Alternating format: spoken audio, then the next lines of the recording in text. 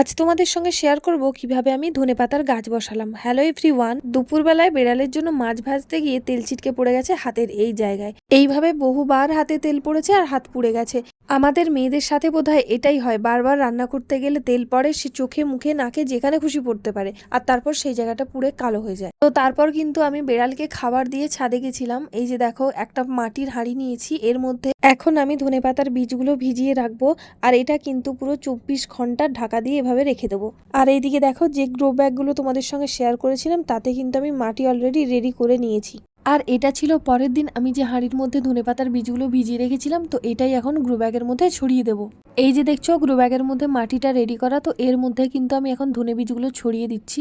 এরপর কিন্তু আমি ধনে বীজগুলো মাটির মধ্যে হালকা হাতে মিশিয়ে নিচ্ছি আর অল্প অল্প করে চেপে চেপে দিচ্ছি। তো মোটামুটি 4টে গ্রো ব্যাগে আমি ধনেপাতার বীজগুলো বসিয়েছি। আর এই যে দেখো, ওই একই মাটি হাঁড়ির মধ্যে কিন্তু আমি আবার পালং শাকের যে বীজগুলো ওইগুলো ভিজিয়ে রাখবো। তো এটাও এখানে রেখে দিচ্ছি, 24 ঘন্টা মতো এটা থাকবে। তো পরের দিন আবার আমি পালং শাক বসাবো। তো আজকের মতো ভিডিওটা এই পর্যন্তই, টাটা।